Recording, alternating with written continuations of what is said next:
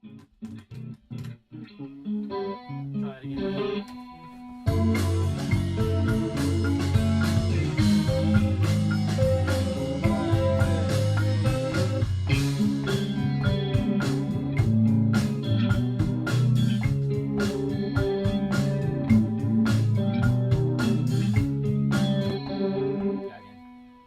Felt a little funny.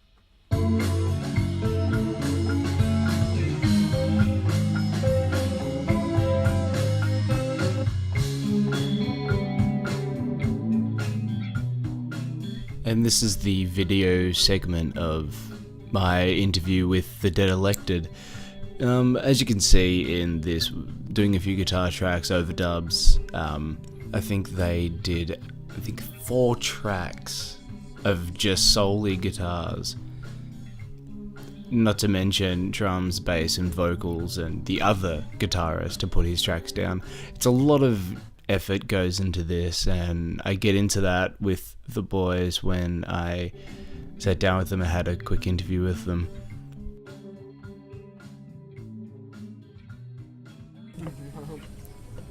Sweet. Alright, so I'm here with the band. Hello. Hello. Sandwiches. What's the band name? Sandwiches. The Dead Elected. The Dead Elected. Yes. The Dead Sandwiches. Right, I'm here with Dan. who is Cool. and I'm cool. what does he play? Tambourine. Tambourine. And Bass. yeah. And Timothy. and He plays rhythm guitar and he sings. and And Potsy, drummer. Potsy. You play the pots. I do. Tin cans and such. Yeah. And Gerald. That's not No, that's Tony. and And? you. Oh, I'm a quilt maker for the band. I Oh, make cool. the clothing. Yeah. The merch. Yes. Yeah. Yeah. And the guitar. Somewhat. Somewhat. Somewhat of a guitar player. Yeah. Alright. So how long you guys been around? Like, well, when did the band start? About August last year. Oh, really? So it's like a fresh baby. Yeah, very fresh baby. Like, Potts and I were trying to get members. So we started because we were in a band together. We didn't really feel the other band, so we started our own. What was the other band? it was like a pop band Yeah, the sort pop, of thing. electro pop kind of music. Wasn't down our Yeah. alley, so. Yeah. But it was alright. It all, it all went well. Yeah. Like in terms of leaving. In terms of leaving. Yeah. No hard feelings. Yeah. We don't like you, so we're gonna leave. No, it was more like we want to play shit that We actually we really like. You know? Yeah, that we Not- want to play. Not electro music to, please a crowd which we're not into.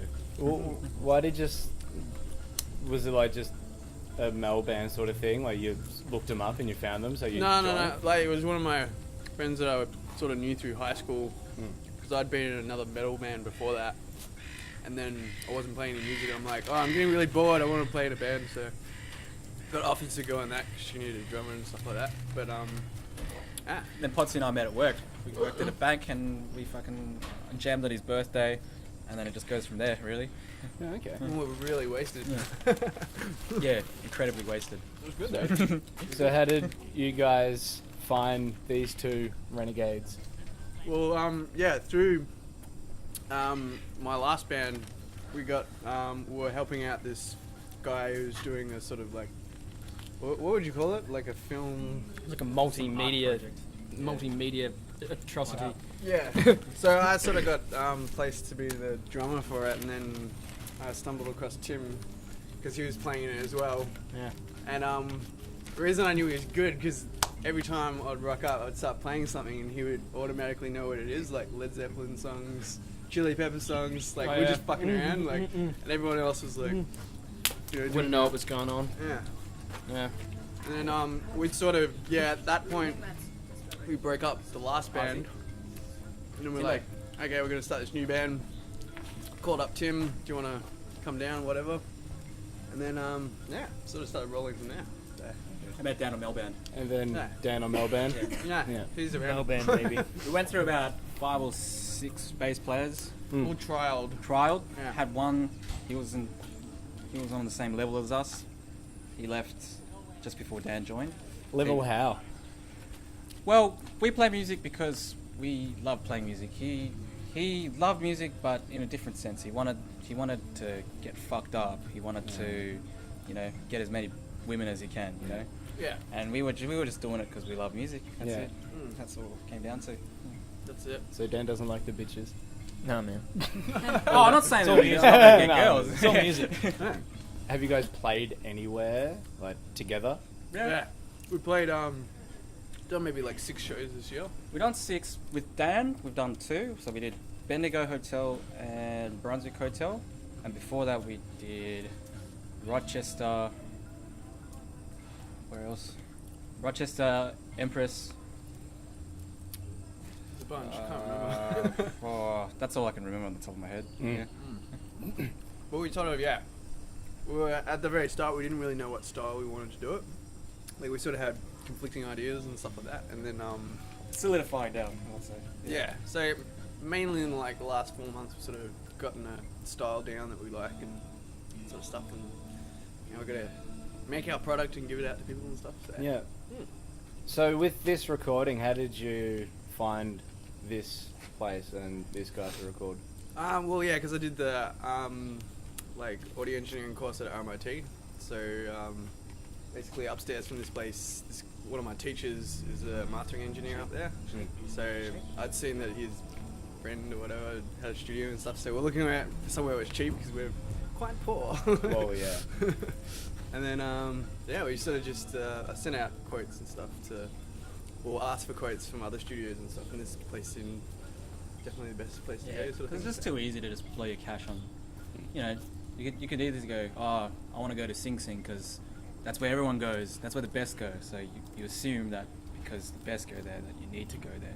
But Yeah. when you're low on cash, it really comes down to you and how good it comes out, really. Yeah. You know? Yeah, it's the performance. Yeah, It's it's sort not of the place that's going to make it better, it's yourself. Like it will obviously help, but Yeah. you know, if you can't play to begin with, you can't polish a turd, sort of thing. Yeah, exactly. You can only polish your turd so much. Yeah. So after this, do you have any gigs planned or like a album launch? Like, We're sort of gonna. We're looking at dates. Yeah, we're sort of. Because we're doing 5 songs, we're gonna do like sort of like a trickled release, if you will. So we're gonna sort of release 2 songs, do a single launch, and then because it's gonna be summer, basically, we're gonna sort of delay like a proper album launch until like February. Because Okay. That's because of a festival lot of people. season. Yeah. Festival season, a lot of acts come down, and then you know all those big acts will come down for festival season. We'll play side shows, so there's gonna be some incentive for you know Melbourners, or even if they're coming down on holiday, to see a local act really. yeah. So are there any? Have you planned anything in the future, or are you just gonna see how it goes from here? Yeah. Planning happens after this. Yeah. Oh, we're in this process of planning whilst doing it as well. Yeah. So we're trying to get our marketing together and like not make it sort of so it's like, you know, we have a product, we give it all away at once. We have a little bit of hype and then that goes away. Like Yeah. we want it to sort of build up a bit of hype. And try Yeah. and, Because you see a lot of local acts do that, right? They'll get their band together, write their songs, and then start, alright, let's just record, and then we'll release something, and hopefully someone will snatch it up. I think that's a pretty bad approach because, firstly, you know, you're spending the money to record, and then you gotta. It's kind of like if you try and impress a girl, right? You don't want to show everything all at once, you know? I think that's the best way to do it, you know? You show everything you are first up, she's gonna get bored fucking quickly, yeah? And the important thing for longevity is, or even creating something of interest, you need to take your time, you know? Take your time. And plus, because yeah. of the age of the internet, everyone's got much shorter attention spans these days. Yeah. So you need sort of, if you give Yeah. everything away at once, it gets forgotten very, very quickly. Sort of thing. Yeah, you just gotta create something which will be of interest to someone, because, you know, you got like things like, you know, Reverb Nation, Bandcamp, or whatever, SoundCloud. You got those outlets to show your music, but then we're one part of the world. There's everyone in the world uploading their music, so what's gonna stop someone from listening to their stuff and not you? You know what I mean? Kind of Right.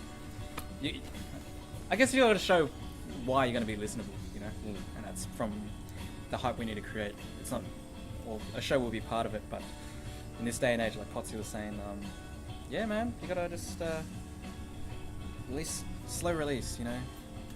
make a brew, make a marinade with their minds, you know? Put it in the fridge overnight. Yeah. Is it tricky finding places to play at these days? Because everything's pretty much run by it's all nightclubs and pokies and bullshit. Yeah, it definitely can be. Like, you get a lot of those band competition type companies like MLG and all that sort of stuff. Basically, they're like, you know, we'll give you all these gigs and whatever, and they're just basically, you know, trying to get you to earn the money sort of thing. I definitely don't like the process which you have to get a gig these days. Whereas Which is? process is you need to contact the venue for a date, make sure it's free, then you need to organise the other bands. And you know, if you're starting out, it's hard to find another band. I mean, you gotta just fucking find them. You know, find them however you can, whatever. And then you gotta make a match. You know, hopefully they all match together and stuff like that.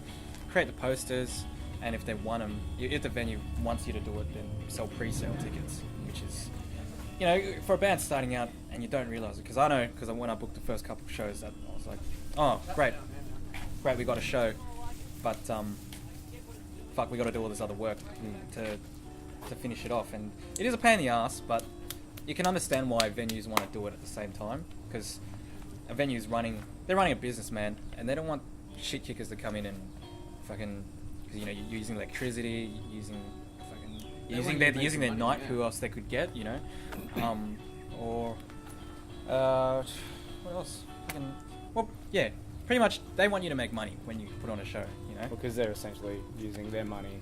to fund your performance. Yeah, exactly right. Yeah, so you got to give back what you give in, really, I guess, or what you're getting back, I guess.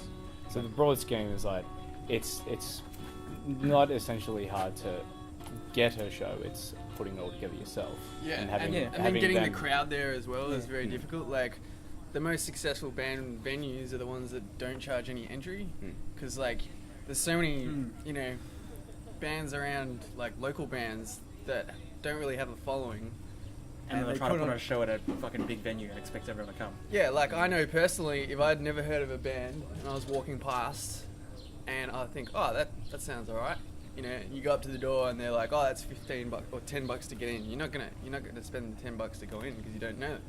But if you got, when you say like the SB or whatever, front bar, that sort of stuff, like, yeah. And it's hard because, you know, there's not many venues like that do it these days, like with that process. I mean, you got like public bar open, or SB front bar. You know, they don't charge any door charge or anything like that. Well, they do some nights, I guess, but not. But they get not massive many. crowds because people go in there, like they may not even know the bands at all, but they're spending all their money on beer, so the venues actually ends up making more money, Yeah. and they have bigger crowds and stuff. So Well, from that, does the band get money, or is it just well, Yeah, it depends you on usually the, get paid off the bar, really. Yeah. yeah, like some. Yeah, those places will give you a percentage of the bar, or they'll agree to an amount before you play. So Yeah. they could be like, you know, we'll give you $600 or whatever. We haven't seen those dollars yet. Unfortunately, but you know, it takes time. You can't expect to be your favorite band. Like I know I want to be like Radiohead. That's what I want to be like. You know, to have that undergroundness, yet everyone knows you still kind of thing happening. You know, I think that's pretty cool. everyone kind of musical freedom? Like you can go on a radio, Yeah. go on a radio station and just be able to just go, well, I don't need to play here. I can just do my own thing. I don't need the Exactly. Yeah. It's like, commercialism of it. well, yeah, you need to sell yourself, of course, Yeah. but for the fact like we want you to do, I don't know, some sort of product placement for some fucking dog food or some shit. I don't know. I wouldn't be doing shit like that. No. Like in film, how I was in Safeway yesterday and I saw Avengers shampoo. Yeah, that's Why do you need to do that? yeah. Fucking ridiculous. It's just dollars for your fucking marketing and PR team, man. Yeah. That's all it is. Yeah. And the dog just did a shit. Oh, okay. No. Funny. They're really yellow. Oh, he cut it off. What do you call that again? Crimping. That's right. Creepy. What, when it's hanging off your bum? Oh, when you. Oh, right. Yeah. I was gonna say dangleberry, but that's dangling from your bum and it's That's what, struggling like to fall. what Yeah. sheep get, you know. Like the Jag. dingleberries, Yeah, you get all your turds stuck in your ass hairs. And when it's coming out, it's turtle head. Yeah. Got the turtle head peeping. So we got like 15 minutes of that. That's fine. That'll do. Perfect. Yeah.